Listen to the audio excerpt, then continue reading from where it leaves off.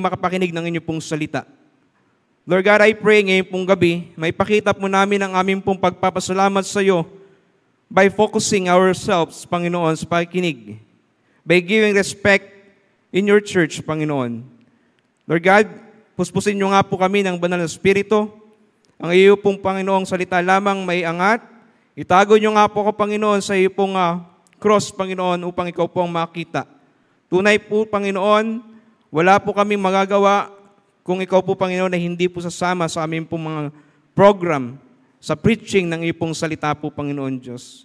Lord, patubuin niyo po, palaguin niyo po, Panginoon, ang mga salitang may asik sa puso ng bawat isa ngayon pong gabi. Lahat po ng ito, Panginoon, ay aming pong dinadalangin sa pangalan ng aming Panginoong Jesus. Amen and amen. Wala pa po ako sinabing mo po. Hindi, puna po kayo lahat. Amen. Ayan. Okay, ating pong pag-aralan po ngayon pong gabi, ang title, Be Thankful, Joy in the Journey. Be Thankful, Joy in the Journey. Alam niyo po, ang pagpapasalamat sa Panginoon, sabi po ng Psalms, chapter 92, verse number 1, basahin lang po natin yan, bigla lang pong nag-pop up sa isip ko. Psalms chapter 92, verse number 1. Meron po ba tayo sa screen? Kung wala po tayo sa screen, okay lang naman po. May dala din naman po akong Bible. Amen? Psalms 92 verse number 1. Alam niyo po, napakaganda sa buhay, especially ng mga mananampalataya, na tayo ay nakikita nagpapasalamat. At sabi po ng Psalms 92 verse number 1, Psalms or song for the Sabbath day. It is a good thing to give thanks unto the Lord. Sabi po ng Bible, ito ay mabuting bagay na tayo ay nagbibigay ng pasalamat natin sa Panginoon. Amen? Hey mga kapatid, ang pagpapasalamat sa Panginoon is a good thing. Dapat yan hindi natin pinagpapaliban. Dapat yan hindi tayo nagkakaroon ng tatawag na dalawang pag-iisip when it comes sa pagpapasalamat natin sa Panginoon. Amen? Ngayon, pagka meron tayong darating yung ating Thanksgiving service last Sunday, amen? Sigurado meron niyang mga magpapasalamat. Si pastor, di ba, magpapasalamat. Sino mong gusto magpasalamat? Siguro magkakahiyaan tayo ng kamay magtaas. Di ba? Ikaw na. Ikaw magpasalamat. Amen? Pero sabi po ng Bible, it is a good thing to give thanks unto the Lord and to sing what? And to sing praises unto thy name, a most high. Alam niyo po yung pag-awit pa lang, yan ay pagpapakita natin na tayo ay nagpapasalamat sa Panginoon. Kaya nga po, salamat sa naglalagay po ng mga nag-special song dito. Di ba sinusubukan yung mga bago? Amen? Minsan yung mga bago, yung pa yung mapagpasalamat. Tayo yung mga natagatagal na natin dito, ay hindi tayo nagpapasalamat. Amen? Why? Ang pagpapasalamat ay hindi importante sa atin.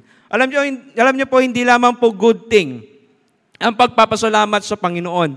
Kung inyo pong aralin sa Bible at sasaliksikin po ang sulat ni Apostol Paul at bubuksan niyo po sa 1 Thessalonians chapter 5, verse number 18, mga kaibigan, mga kapatid, sabi po ng salita ng Panginoon, in everything, give thanks, for this is the will of God in Christ Jesus concerning you. Hindi lamang po ito good thing, ito po ay God's will. Amen? Hanap tayo ng God's will. Pero yung basic na God's will ng Panginoon na talaga makikita natin sa Bible ay hindi natin magawa. Amen? Sana makita ko na si God's will. Pero alam niyo po, bilang mananampalataya, gusto ng Panginoon sa atin ay maging mapagpasalamat.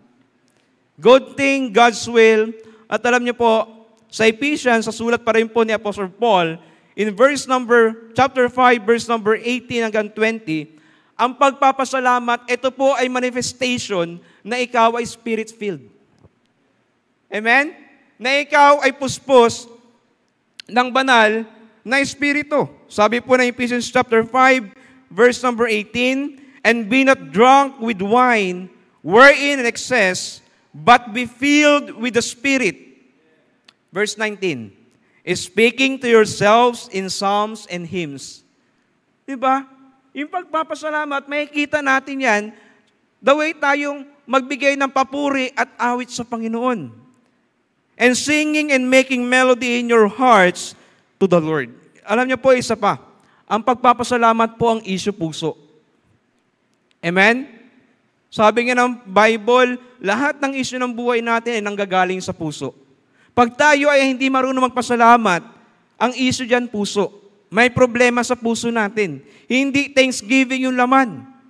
Basahin po dito, verse number 20, giving thanks always for all things unto God and the Father in the name of our Lord Jesus Christ. Sabi po ng salita ng Panginoon, giving thanks always. Lagi. For all things, sa lahat ng bagay. In everything, give thanks. Sabi po ng salita ng Panginoon. Kaya po ito pong pagpapasalamat, dapat ito ay hindi na bago sa buhay ng natin pong mga mananampalataya. Amen? Dapat ito ay hindi na natin ito hinahanap. Kumbaga ito yung ating pong nagiging bunga bilang isang Kristiyano na nakikita natin yung kabutihan ng Panginoon sa buhay ng bawat isa sa atin. Ang pagiging mapagpasalamat. Now, meron pong istorya sa Bible na merong 10 ketongin. The 10 lepers. Amen? Alam niyo po, sa Luke chapter 17, verse number 11 hanggang verse 19, makikita po natin yung istorya na yan. At dito po sa senaryo na ito, dito po sa narratives ng Bible about the 10 lepers, makikita natin na itong 10 lepers na ito, back in that time, sila po ay tinatawag na walang pag-asa. Sila po ay tinatawag na walang tulong na mahihingan. Pero, ang Panginoong Jesucristo po, pinagaling sila. Amen? Pinagaling tong 10 na ito. At nung gumaling sila, umalis sila. Pero mayroong bumalik na isa. Amen? Mayroong bumalik na isa. At yung isa na yon ay nagbigay pasalamat sa Panginoon. Nasaan kaya tayo doon? Yung siyam o yung isa? Gusto natin kasi sa Panginoon, blessing. Pero ayaw natin ng thanksgiving. Amen? So ito pong thanksgiving ay ina-expect po ng Panginoon hindi sa mga hindi mananampalataya. Ang thanksgiving, kapatid, ito ay ina-expect ng Panginoon sa mga taong niligtas niya. Amen? Sabi po dito sa ating pong pag-aaral sa Philippians, ito pong Philippians o Philippians, this letter was written by Apostle Paul for the saints which are at Philippi.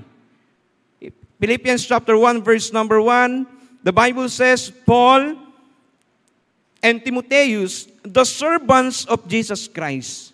Isa pa dito po sa nakita ko, makita natin kung ano yung posisyon natin sa harapan ng Panginoon. Amen? Yung servant, tayo po ay alipin ng Panginoon. Alam niyo po, masayang maging alipin pag ikaw ay alipin ng Panginoon. Amen? At dapat yung pinagpapasalamat natin. So all the saints in Christ Jesus which are at Philippi with the bishops and deacon. At kung nga-aralin niyo po sa Acts chapter number 16, makikita natin doon the founding of the church sa Philippi. In verse number 12. At kung babasahin niyo po yung Acts chapter 16, ito pong si Apostle Paul, marami pong pinagdaanan. Siya po ay kinulong dahil siya ay nangangaral ng gospel ng mga Roman soldiers. Doon po sa Philippi, marami doon mga Roman. At kinulong siya nang wala siyang ginagawang masama. Pinapangaral niya lang yung salita ng Panginoon. At si Apostle Paul po, doon sa kulungan, sinulat niya ang Philippians. Second missionary journey of Apostle Paul. Biruin niyo po yan, ano pong sulat nilalaman ng sulat ni Apostle Paul? Ito po yung mga nilalaman ng sulat niya. Pagpapasalamat. Kaya nga verse number 3, I thank God. Tama ba? I thank my God. Pagpapasalamat yung nilalaman ng sulat niya. Ano pa pong nilalaman ng sulat ni Apostle Paul? Pagmamahal. Biruin nyo, nasa kulungan, ang laman ng sulat niya, pagpapasalamat, pagmamahal. Ito pa, panalangin sa bawat kapatiran. Biruin nyo yun, grabe yung kanya pong ugali, di ba? Na siya ay nandoon sa 4 na sulok ng kulungan na yon, pero pagmamahal, pagpapasalamat, panalangin, at pag-alaala sa mga kapatiran sa church sa Philippi. Alam niyo po kung bakit nangyari yan? Kasi si Apostle Paul ay mayroon pong malalim na relasyon sa Panginoon Diyos. Amen? Malalim na relasyon. Alam niya kung sino ang Panginoon at alam niya kung anong kayang gawin ng Panginoon sa kanyang buhay. That's why, kahit sa journey ni Apostle Paul, na may mga rough roads, na may mga smooth minsan, na may mga trials and troubles sa kanya pong journey, siya po'y mayroong kagalakan. Why? Because he is thankful. Be thankful, joy in the journey. Paul, grabe. Kung meron tayong gagayahin po, kung hindi natin magaya ang Panginoong Kristo, gayahin natin si Apostol Pablo. Amen? Dahil grabe po yung kanya pong testimony. He found his joy, his ability to endure and preserve or persevere, his righteousness, his strength and power in Christ alone. Yan po yung nakasaad sa Philippians. Diba? Nakuha niya yan lahat sa Panginoong Hesukristo lamang. The way of life that is satisfying and fruitful, the kind of life that brings glory to Christ is also to be a thankful one. Alam niyo po, minsan naghahanap tayo ng gagawin natin para makapagbigay tayo ng glory sa Panginoon. Pero alam niyo po, yung pagiging mapagpasalamat, it also brings glory sa ating pong Panginoon. Because ito po ay kanyang will. Ulitin ko po, 1 Thessalonians 5:18, in everything, give thanks, for this is the will of God in Christ Jesus concerning you. Diba pag nagagawa natin yung will ng Panginoon, it gives glory sa Kanya. Hindi po sa atin. Pasok po tayo sa ating pong pag-aaral ng salita ng Panginoon. Be thankful, joy in the journey. Number one, first, the attitude of thanksgiving. The attitude of thanksgiving. Alam niyo po, pag tayo ay nagpapasalamat, sabi po ng verse number 3, I thank my God upon every remembrance of you. Sino po dito sa atin yung nakaalala sa mga tao, o sa Diyos muna, na tumulong po sa buhay natin? Amen? Nandun tayo sa point ng buhay natin na tayo ay lugmok, katulad nung 10 lepers na yon. Nung tayo ay nasa buhay natin, sa sitwasyon na tayo ay hopeless and helpless, di ba? Homeless. Kasi ayaw silang kasama eh. Wala silang mapagbigyan, wala silang masumbungan, inaayawan sila ng mga tao. Do we remember nung tayo ay tinulungan ng Panginoon? Ito po si Apostol Pablo, isang tao na lumilingon sa mga taong tumulong sa kanya. Yung Church of Philippi. Di ba? Nagpadala ng tao doon sa may prison para isupply yung kanyang mga needs. Para ibigay yung mga kailangan niya. At siya ay nagkaroon ng tinatawag na pagpapasalamat sa Panginoon at sa mga taong tumutulong sa Kanya. Sabi dito, having an attitude of thanksgiving means cultivating a mindset of gratitude. Appreciation. Kaya minsan hindi tayo nagbibigay pasalamat, hindi natin na-appreciate yung bagay, yung mga tao sa paligid po natin. And thankfulness is about recognizing and acknowledging the blessing, goodness, and kindness in one's life. Minsan nakalimutan na po natin ma-recognize, ma-acknowledge yung mga goodness, mga pagpapala na binigay sa atin po ng Panginoon. The attitude of thanksgiving, remembering God and remembering others. Di ba? Mahirap po yung hindi na natin lilingunin yung pong mga naging pagpapala po sa buhay natin. Amen? Mahirap po na magmamalaki tayo dahil tayo ay nasa kalagayan na tayo ay okay na. Hindi na natin sila babalikan, hindi na natin sila papasalamatan. Not only remembering God and others, but also praying for them. Yan po ang ugali po ni Apostol Pablo. Hindi lamang po niya alala niya yung mga tao na tumulong sa kanya, the Church of Philippi, kundi ito po ay kanyang ipinanalangin. Alam niyo po si Apostle Paul, sa kanyang mga sulat, kahit po inyo pong i-research, laging merong salitang thank. Laging merong pasalamat sa kanya pong mga sulat. At lagi pong ipinagpipray niya yung ibang tao. Diba? Dapat po hindi tayo tinatawag na self-interest. Diba? Pag nag-pray tayo, grabe. Pero sentro pala para sa atin. How about yung iba? How about yung mga tumulong sa atin? How about yung mga naging pagpapala po sa atin? Let's pray for them. Not only remember, pray for them. Lifting others up in our prayers. Diba? Iangat natin sila sa ating pong panalangin. Sabi po ng 1 Corinthians chapter 1 verse number 4, I thank my God always in your behalf.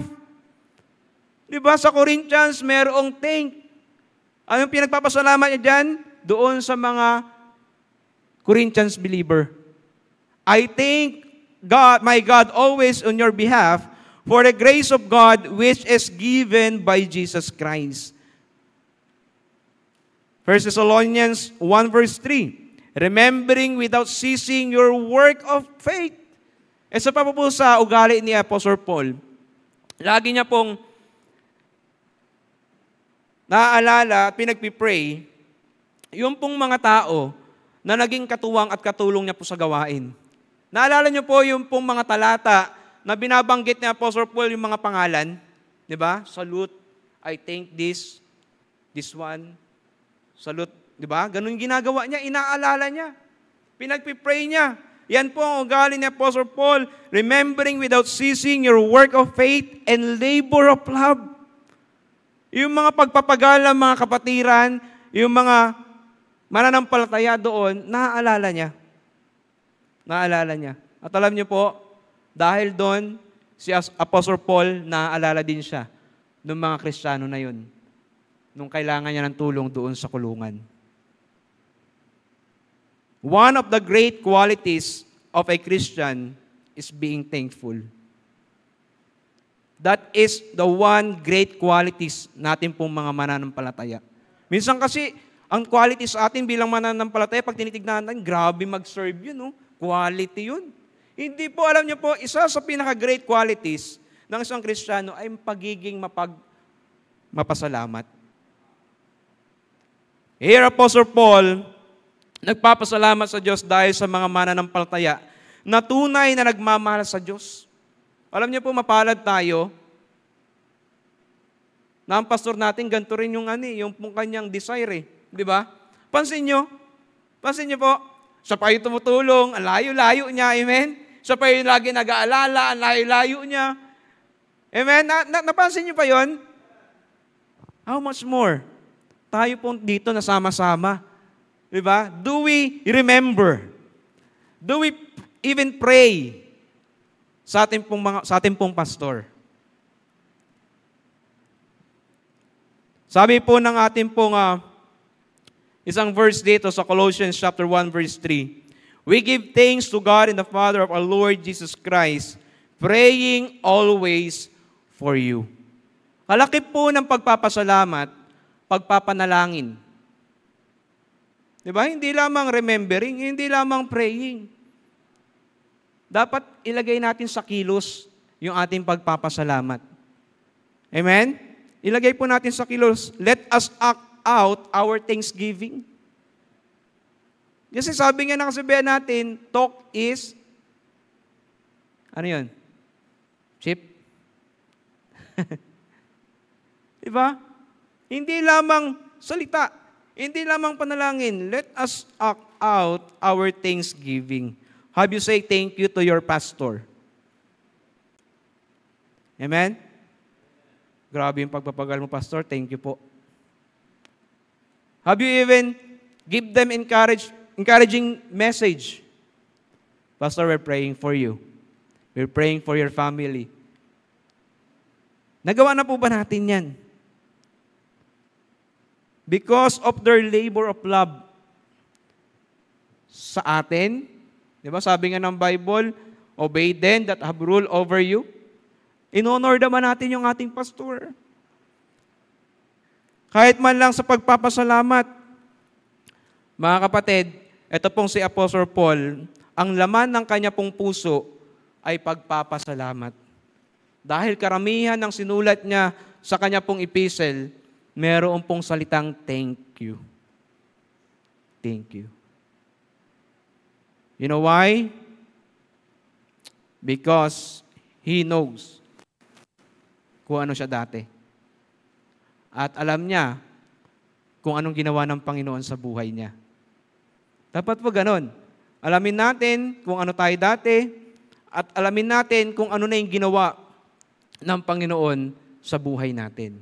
Isa pa pong pagpapakita ng pag-act ng ating pong pagpapasalamat sa Panginoon, huwag natin siyang ikahiya. Amen? Huwag natin ikahiya. Magpipray. Lumabas kayo, nilabas kayo ni pastor nyo, Pastor Sarel, Pastor Jolan, nilabas kayo ni Coach Tim, di ba, yung mga players. Kain tayo, fellowship. Pray na, pray ka bro.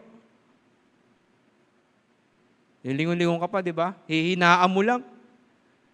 Minsan ganun po, di ba? Yung ating pong pagpapasalamat, minsan, hindi natin mailabas. Hindi natin magawa. Ikinakahiya po natin minsan yung Panginoon.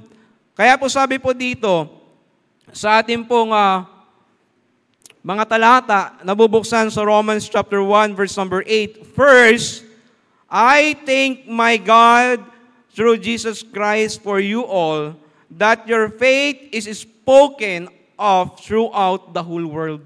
At kung babasahin niyo pa hanggang verse 16, sabi ng Bible, For I am not ashamed of the gospel of Christ. Diba? Isa po na tayo ay nagpapakita ng mapagpasalamat sa Panginoon na hindi natin siya ikinakahiya. Diba? Mag-pray ka, mag-share ka, magbigay ka ng tracts.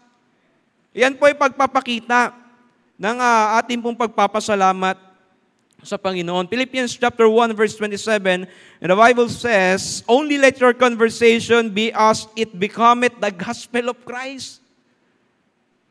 And that whether I come and see you or else be absent. Lagay natin sa aspeto ng church, di ba? Parang dyan si pastor, okay tayo, di ba? Masipag tayo, nakikitaan tayo ng paggawa sa church, sa ministry. Pero pag absent na kaya ang sabi ni Apostle Paul pag nandyan ako, dapat pag wala din ako. Nakikita yung pagpapasalamat sa Panginoon by hindi natin siya ikinakahiya. I may hear of your affairs that you stand fast in one spirit, with one mind, striving together for the faith of the gospel. Ayan pinilalaman ng Philippians na letter ni Apostle Paul sa mga Pilipay. Sa mga believers po doon. And in nothing, verse 28, and in nothing terrified by your adversaries, which is to them an evident token of perdition, but to you of salvation and that of God, also to suffer for His sake. Minsan po, ang pagpapasalamat natin, it takes suffering. It takes suffering.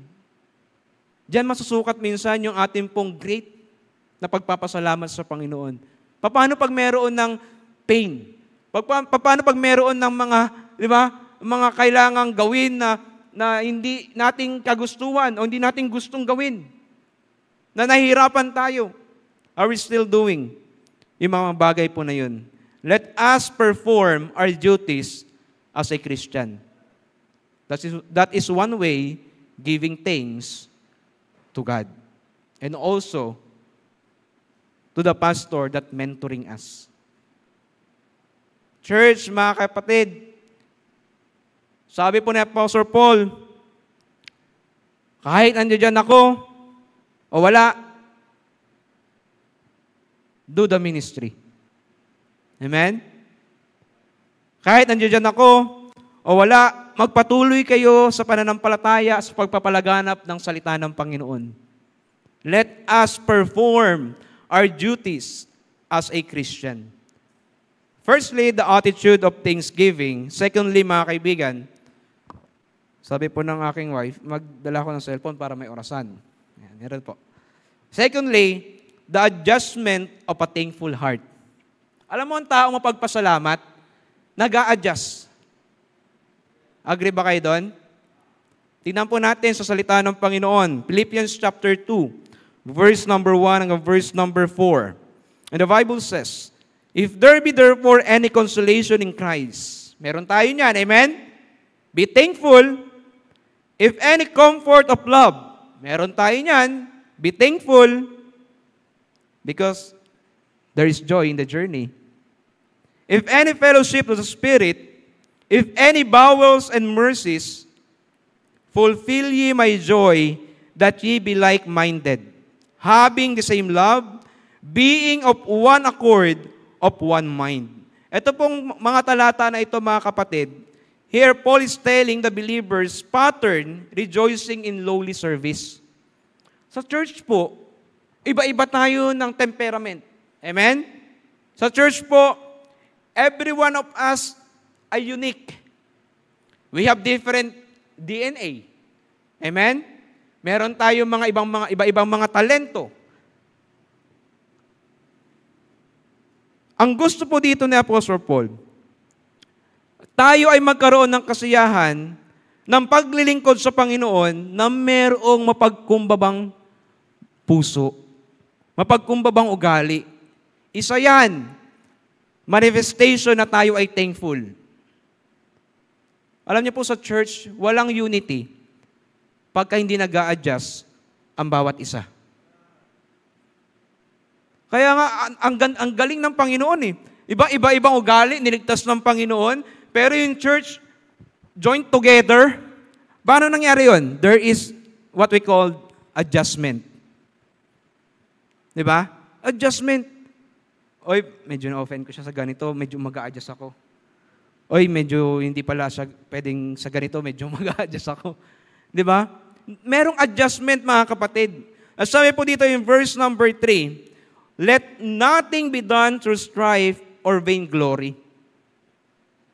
Huwag tayo maglilingkod sa Panginoon na ang kalalabasan lang ay magiging baliwala. Paano nagiging baliwala yung paglilingkod natin sa Panginoon? Pag naglilingkod tayo na merong kahambugan sa ating pong buhay. But in what? Lowliness of mind, let each esteem other better than themselves. Alalahanin natin, mga kapatid, merong mas pogi sa akin. Totoo naman. Alalahanin natin, mga kapatid, merong mas magaling sa atin. Amen? Alalahanin natin, merong mas magandang boses sa atin. Alalahanin natin, merong mas magaling mag-preach kesa sa atin. Alalahanin natin, may mas magaling maglinis ng simbahan kesa sa atin. Paano tayo mag-unite? Adjust. Adjust. Ako natutunan ko yan na nagkaasawa na ako eh. Di ba? Kailangan mo mag-adjust. Kaya practice. Di ba? Kailangan natin mag-adjust. Di ba, Pastor Jola na po? Kailangan natin mag-adjust. Ninong Chito, nag-a-adjust. Lahat. Nag-a-adjust tayo para maging maayos. Lahat. Di ba? Para maging perfect yung, di ba? Yung mga, kumbaga, yung cabinet, sakto doon sa corner. Kailangan natin i-adjust. Yung buhay po natin bilang isang Kristiyano, yung ating pong ugali, kailangan din po natin i-adjust as a member of church. Yan po yung gusto ni Apostle Paul. May pagmamahalan, may pagpapanalanginan, may pag-alaala sa bawat isa po sa atin. Kaya binigyan niya po tayo. In verse number 4, sabi dito, look not every man on his own things, but every man also on the things of others. Paano mangyayari yan? Adjust ka. Hindi yung interest mo lang ang gusto mong gawin. Di ba? Pagka hindi na aayon sa'yo, hindi mo na gagawin. Pagka hindi ka kakabig, hindi mo gagawin. Let not every man own his own things, but every man also on the things of others. Kaya po binigyan tayo dito ng example, the very great example na ating po makikita sa Bible. In Philippians chapter 2, verse number 5. Ito po yung great example of being humble o humility. Kasi po, pag humble, ito yung tingin ng tao sa'yo. Diba? Ay, humble yan. Pag humility, mga kapatid, ito yung tingin mo sa sarili mo. Wala ako. Hindi ako to. Sabi po ng verse number 5, let this mind be in you, which was also in Christ Jesus. Biruin niyo po. Verse 6, who being in the form of God, Diyos. Ano po sabi ng Bible? Though it not robbery to be equal with God. Hindi niyang inari na siya ay kaparehas. Verse number 7, but made himself of no reputation, and took upon him the form of a servant. Bakit niya po ginawa ito? Para sa interes ng ibang tao. Amen? Mga kaibigan, mga kapatid, sa kalagitnaan po natin, kung ikaw ay wala pang relasyon sa Panginoon, Jesucristo, siya po ay ibinaba niya yung sarili niya, hindi para may makuha siya. Ibinaba niya yung sarili niya para sa ikabubuti mo, ikabubuti natin. Sabi po ng Bible, and was made in the likeness of men. Verse number 8, and being found in fashion as a man, he humbled himself and became obedient unto death, even the death of the cross. Ganun niya po, ibinaba yung sarili niya. Ikaw dapat yung ipako sa cross, ako dapat yung ipako sa cross, di ba? Pero kinuha ng Panginoong Jesucristo para mapabuti tayo. At sabi ng Bible po, kung sino ang tumawag sa pangalan ng Panginoong Jesucristo ay maliligtas. Kung sinong manampalataya sa Kanya ay hindi mapapahamak, ngunit magkakaroon ng buhay na walang hanggan. Di ba minsan, sa'yo na lahat ng sasakyan, nasa'yo na lahat ng gamit, pero malungkot ka, there is something na missing piece na yung hinahanap, and that is the Lord Jesus Christ. Ang ating pong mahal na Panginoong Jesucristo. Alam niyo po, kaya isa sa mga tema nitong Philippians ay joy.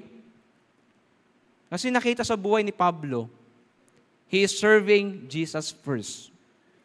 Next is others, and last, yung kanyang sarili. Kung papansinin niyo po, ang isa sa tema ng Philippians ay joy.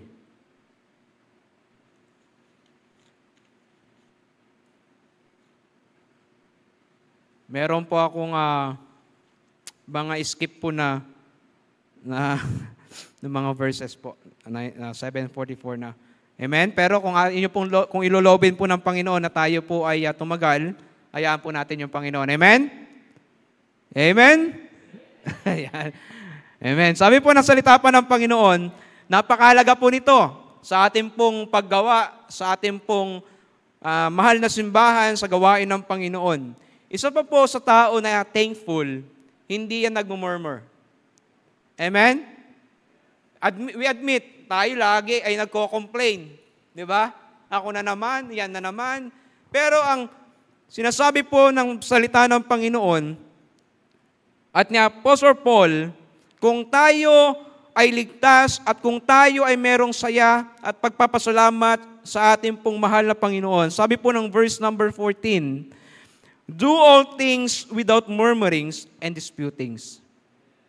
Diba? Saan ka nakakita, nagpapasalamat pero nagko-complain? Diba? Walang ganun eh. Contradictory yun. Magkasalungat po yung mga bagay po na yun. Mga kaibigan, mga kapatid, the secret of a happy life is to be thankful. Very basic. Gusto natin maging masaya sa buhay, maging mapagpasalamat tayo. Amen? Ayan yung binigay ng Panginoon sa atin eh. Anong gagawin natin? Mag-murmur pa tayo? Mag-complain pa tayo? Sabi po ng praise dito, the secret of a happy life is in harmony with the divine will of God. Divine will. Ano yung will ng Panginoon sa atin bilang Kristiyano? In everything, give thanks. Pag nagawa mo yan, masaya ka. At nagbibigay ka pa ng glory sa ating pong mahal na Panginoon. Firstly, the attitude of thanksgiving. Secondly, the adjustment of thankful heart. And lastly, for tonight, amen? Yan, lumalakas. Oh. the assurance of a thankful one. Si Apostle Pablo po, sa chapter 4, grabe yung kanyang assurance. Ang taong mapagpasalamat, nakikita yung mga bagay na good thing. Amen? Ang taong mapagpasalamat, yes, nakikita niya siguro yung mga bad things, pero mas angat sa kanya na nakikita niya, tinitignan niya yung mga mabubuting bagay na mga nangyayari. At dito po si Apostle Pablo, even though nandoon siya sa kulungan, amen? Meron po siyang assurance. Meron siyang kasiguraduhan sa kanyang pumbuhay. Ano po yung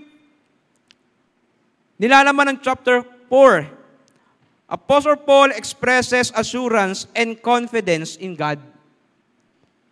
As I said kanina mga kapatid, kaya si Apostle Paul ay ganito, meron siyang malalim na relasyon sa Panginoon. At sa lalim ng relasyon niya po sa ating pong mahal na Panginoon, nagkaroon siya ng kasiguraduhan. Amen? Ngayon, hindi ka na pwedeng magbigay ng assurance sa mga tao eh. Di ba? Minsan, tinulungan natin, ministeryo natin, ang tagal-tagal. Tapos, tatablahin ka lang, di ba? Hindi tayo pwede magbigay ng assurance sa tao. Why? People may change. But God, sabi ng Bible, never change. He is the same yesterday, today, and forever. The assurance of Apostle Paul. Apostle Paul focused on Christ, not in circumstances. Apostle Paul cultivate contentment in all situation. Makikita natin yan sa chapter 4. Apostle Paul practiced rejoicing and thanksgiving. Yan po ang ugali ni Apostle Paul. So ano makikita natin dito? Anong assurance meron si Apostle Paul? Unang-una po, assurance of peace. Mga kaibigan, mga kapatid, ang kapayapaan, hindi mo yan makakamtan sa material na bagay. Ang kapayapaan, alam niyo po, subok ko na. Ano tawag doon? Layas ako. Nung bata ako, 13, 14, 15, 18 hanggang 19. Layas ako kung saan ako nakakarating. Hinahanap ko yung peace, bro. Oh. Mga tropa, kung saan-saan, nahanap mo yung peace sa vices, sa bisyo, sa alak, di ba? Lahat inanap mo sa wisla, sa cigarette. Inanap mo yung mga peace dyan. Alam niyo po yung peace na binibigay nila? 1 hour, 2 hour, good for 6 hours. Di ba? Lalo na pag-alak. Paglasing ka na, bukas suffering ka na. Di ba? Naghahanap ka na ng tubig na malamig. Naghahanap ka na ng RC. O ano pa yun? Pop Cola. Naghahanap ka na nun, yung nag-yelo. Yung kapayapaan, mga kaibigan, hindi natin yung makikita sa mga material, sa mundo na ito. Yung kapayapaan that passeth all understanding. God's peace will guard our heart and mind. Kaya may assurance eh. Philippians chapter 4, verse numbers 6 hanggang verse number 7. Be careful for nothing, but in everything by prayer and supplication, with thanksgiving, let your requests be made known unto God. Nananalangin na mayroong pagpapasalamat sa Panginoon. Kaya nga ang panalangin, mga kapatid, huwag mong unahin yung paghingi eh. Amen? Alam niyo po yung panalangin? Acts. Adoration, confession, thanksgiving, supplication. Pambira yan, di ba? Thankful ka nga sa Panginoon, pero ang una mong sa panalangin mo, pahingi ako nito, Lord. Yung medyo, di ba, medyo i-adore mo naman yung Panginoon. Medyo iangat mo naman yung Panginoon. Medyo utuhin mo naman, di ba? Di ba, nakakano ka na yung kaibigan mo na yan? Kabibili mo lang ng pandesal, pengaw. Di ba? Medyo utuhin mo naman. Uy, grabe naman, nagpaalog ka, di ba? Ayos yan, mukhang maganda yung kita mo kagabi, Di ba? Utuhin mo naman. Ganun po sa Panginoon. Adore Him, iangat natin siya. Sunod po, yung mga nagawa natin pagkakamali, i-confess natin sa Panginoon. Amen? Sino dito hindi nagkakamali? Lahat po tayo nagkakamali. Every day sa ating pong buhay. Kaya we need to confess yung ating pong mga pagkakamali, shortcomings sa ating pong mahal na Panginoon. Siyempre, bago ka humingi, magpasalamat ka muna para bigyan ka ulit. Amen? Binigyan ka na nga nung last day, tapos pag nag-pray ka naman ng gabi, pahingi ulit. Thank you na muna. Di ba? Thank you naman. Para naman hindi siya, grabe naman to, hingi nang hingi. Di pa nga nagpapasalamat, hingi na naman. Di ba? Pasalamat muna para maganda yung bigayan sa Panginoon. Di ba? Ibang bigayan na naman yung hingiti kayo dyan eh. Para iba yung ganansya natin sa Panginoon, di ba? Thanksgiving. And lastly, yung ating pong supplication. Alam niyo po, pag ganyan ginawa natin, minsan binibigay ng Panginoon yung mga needs natin. At sometimes, ini-spoil tayo ng Panginoon. Pati yung wants natin. Amen? Yung hindi naman talaga kailangan eh. Pero dahil ikaw ay nagpapasalamat sa Panginoon, sige, bigay ko na sa iyo yan. Para maging mas masaya ka pa. Para mas maging mapagpasalamat ka pa. Diba? Adoration, confession, thanksgiving, and supplication. Anxious care is a killjoy. Alam niyo po ba yun?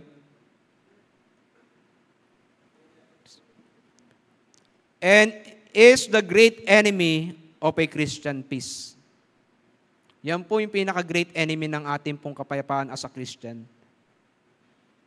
Philippians 4, verse number 6 sa Tagalog.